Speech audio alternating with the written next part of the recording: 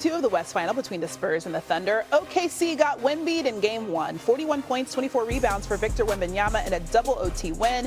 MVP Shai Gilgeous-Alexander was held to 2 points across both OTs. You know he and the defending champs will come out swinging tonight. On the scene in Oklahoma City is our NBA reporter Tim McMahon covering the Thunder as they look to bounce back tonight. Howdy, Tim. OKC did not have an answer for Wemby in game one. What can you share about the team's approach in trying to handle the Defensive Player of the Year tonight?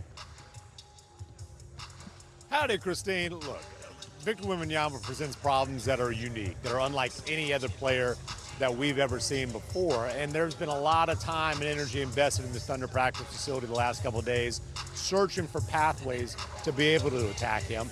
Mark Daigneault said there are a lot of solutions, but the margins for error are razor thin. You know, part of this is a scheme issue, trying to figure out ways to move him around, ways to make sure that he can't just patrol the paint and be a stationary, dominant rim protector. But part of it's also about the approach and the attitude. As Shai Gilgeous-Alexander has said, you have to be smart and patient, but you also have to be aggressive. You cannot be timid, because that's when Wemby can really put a stranglehold on a game. Yeah, maybe don't let him pull up from 28 feet. Okay, so that's how they'll focus on Wemby. What is the team saying about adjustments on offense?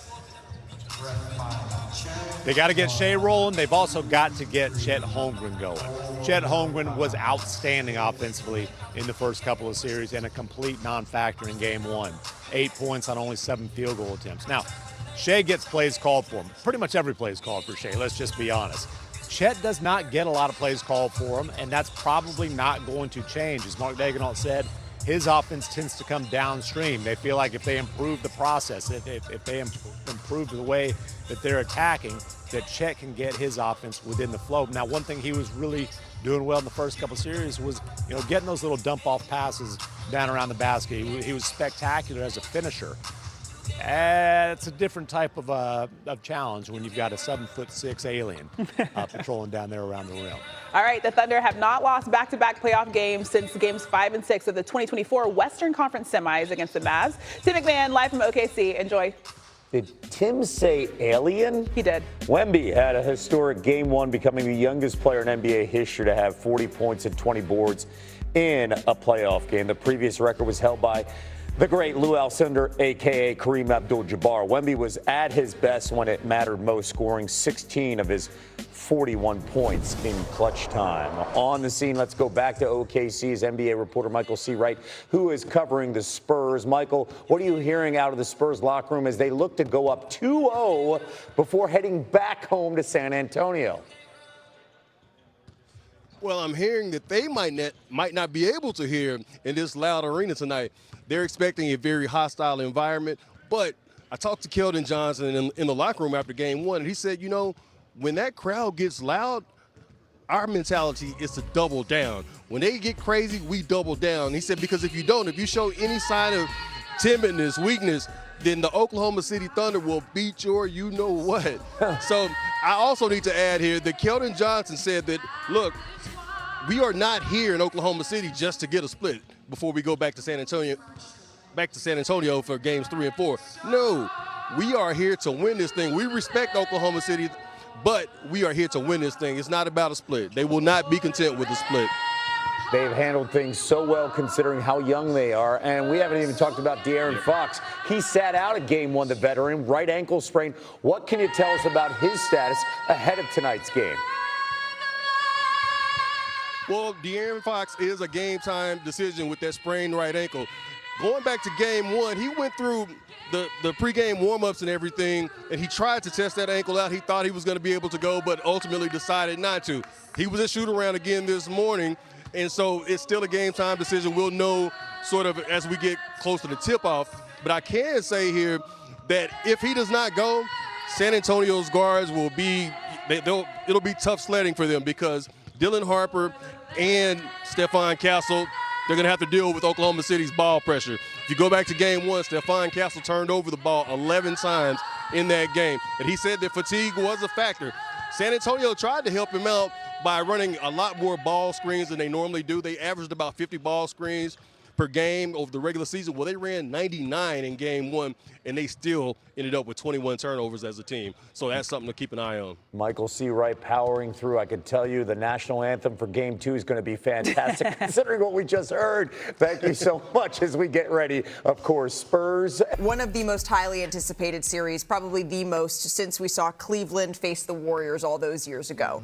The question is, how do the reigning champs even this up? Brian, I want to start with you here. So I just want to say that the Lakers gave Shai Gilgeous-Alexander some problems.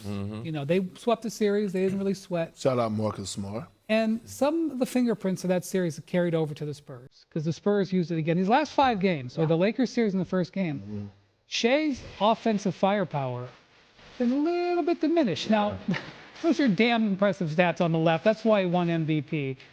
But this is a result of the double teams. This is a result of the double teams and facing some. Now, it's not like I doubt that this man can handle a double team or handle playoff pressure, but it might be not a bad time to break down this little mini slump. Yeah, they got to find ways to get into positions where they can't double as much. And Chet, if you're being guarded by Wemby, whenever he goes to be there, the weak side help, you got to cut behind him, either offensive rebound or, you know, be there for drop-offs and dunks. And whoever else is he guarding, be able to knock down shots and threes. So they got to do that. And also they got to win the non-Wemby minutes when he's off the floor. As we've seen before on the graphic, they're plus 16 when he's on the floor, minus 9 when he's off. I know he can't play the whole game. Mind you, he played 47, close to 50 minutes last time. So he's going to have to rest some. So when he's off the floor, that's when SGA should be on the court and taking advantage at attacking the rim. So you got to take advantage of those minutes and then also put him in positions where you can't get double teamed. Well, you know how you don't get doubled, right? It's by getting out in transition. Yeah.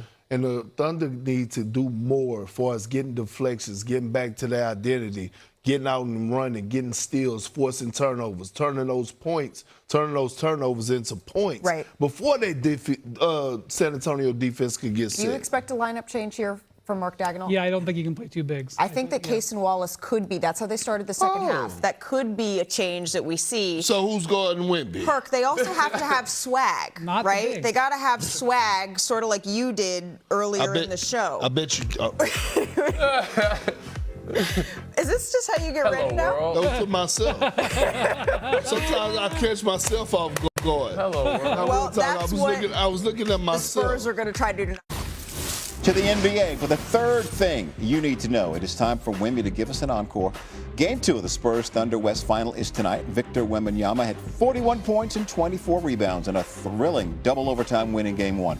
MVP Shai Gilgeous-Alexander was held to 2 points across both overtimes. Our reporter Michael C. Wright is in Oklahoma City for Game 2. Michael, what's the most important thing we need to know about the Spurs tonight?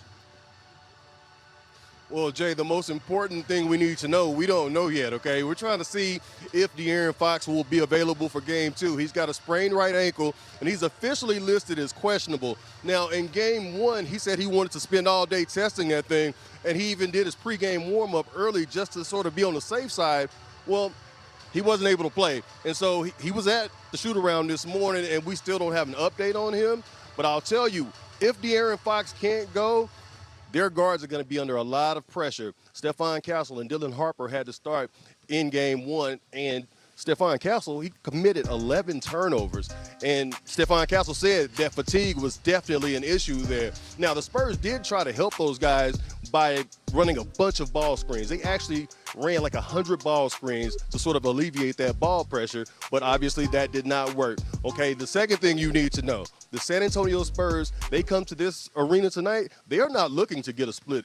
I talked to Keldon Johnson after Game 1, and he said, look, we respect Oklahoma City, but we didn't come here to get a split before we go back to San Antonio. We are here to win this thing. So the San Antonio Spurs are confident, even if they don't have De'Aaron Fox tonight. Yeah, looking to take a 2-0 lead. The Thunder, by the way, have played 32 straight postseason games without losing back-to-back games. We'll see if they get to 33. Michael C. Wright, thank you, sir.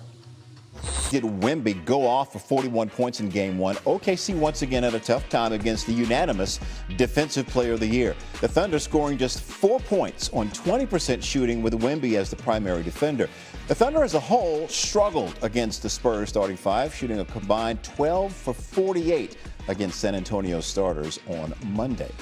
All right, Tim McMahon reporting live from OKC joining us now. Tim, what's been the Thunder's focus over the last 48 hours heading into Game 2? Howdy, Jay. There's been a lot of time, a lot of energy invested in trying to figure out ways to attack Victor Wembanyama. And you just saw the graphic. 2 of 10 with him as the primary defender, only 10 shots. That means there were a lot of reconsiderations. You go in there, you see Wemby, and you keep on either dribbling through or put it in reverse. And Shai Gilgeous-Alexander said, look, you got to be smart, you got to be patient, but you also need to be aggressive. You cannot be timid when you're attacking Victor Wembanyama. Now, Mark Daigneault, the Thunder head coach, said there are a lot of solutions, but the margins for error are really thin against this team and against the most dominant defensive force in the NBA. You know, they've got to get SGA going. They've also got to get Chet Holmgren going. He was a complete non-factor offensively, 8 points, only 7 field goal attempts. They will scheme ways for SGA.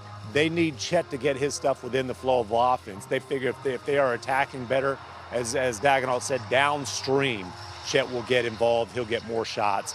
He'll get more production. But it is quite literally a massive challenge with Wembanyama controlling the paint. All right, let's bring Danny back in. Danny, should OKC be more focused on generating offense against Wemby or playing better defense on him? I don't disagree with Tim, but I'm thinking playing better defense. You got to keep him away from the basket. He's getting too many offensive rebounds. He's getting too many easy baskets, dunks. He only took 2 threes. And the times that teams beat the San Antonio Spurs, they forced him to play on the perimeter. They forced him to play outside the paint. When he's in the paint, he's too unstoppable. He's dangerous. So you got to find a way to keep him away from the basket, double him some, get up under him, change coverages. You can't just have the smalls guard him the whole game. Chet can guard him some. Isaiah Hartenstein's another big man you have over there.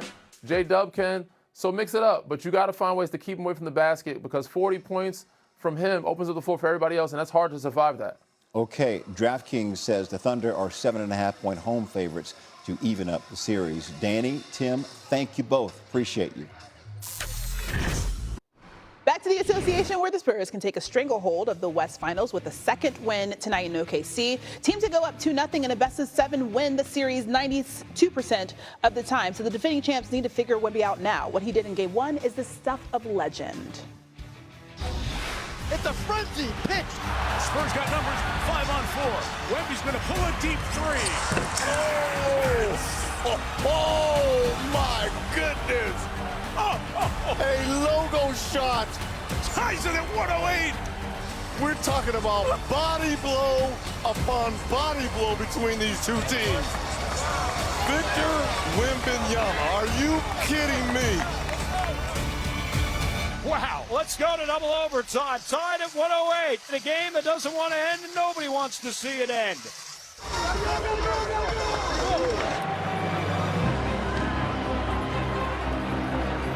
Entry pass, Wembanyama breaks free, slams it down, and the foul. They still hold the ball. Like I'm taking my ball going home. I mean, he is absolutely loving the competition. Castle. Lobbing. Wembanyama! He's unbelievable, folks. He's unbelievable. The Spurs have stolen Game 1 of the Western Conference Finals. An instant classic here in Oklahoma City. The Spurs in double overtime behind 41 points and 24 rebounds for Victor Wembanyama.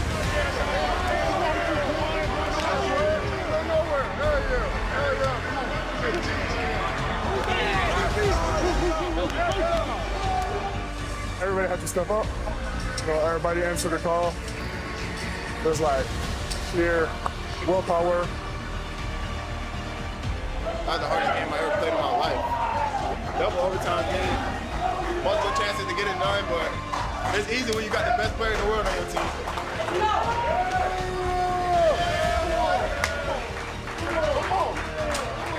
We needed every second from everybody. And those 5 guys played, I think, the last 15 or so minutes of game time. And your knees got wobbly, and you composed yourselves, and you were strong as hell to finish. It's a hell of a job.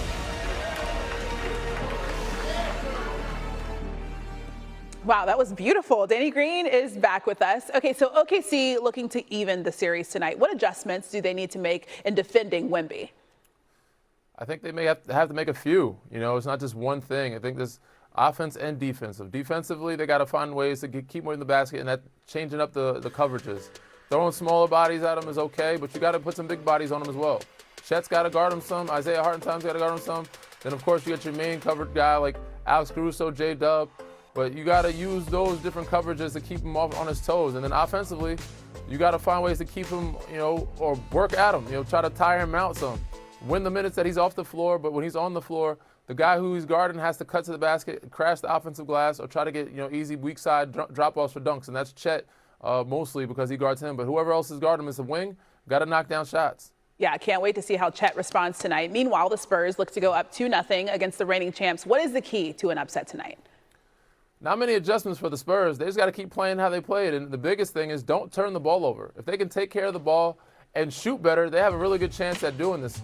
The team that loses is the one that has to make most of the adjustments. The team that won, keep doing what you're doing. And if you got Wemby playing like that and you get other guys involved like Dylan Harper and you got Shan Penny and Keldon Johnson or whoever's shooting from the outside, you have a pretty good chance at you know, beating this team. Also keeping Shea on the wraps. Their defense was the biggest key. Slowing down Shea and slowing down everybody else, where Alex Caruso had to have 30 points to keep them in the game. You can bet that he's not going to shoot it that greatly, but if they just keep doing what they're supposed to do and not turn the ball over, they have a good chance at winning 2 in Oklahoma City. All right, the Spurs 7.5-point underdogs in this one. I'm sure they like it like that. Danny Green, thank you.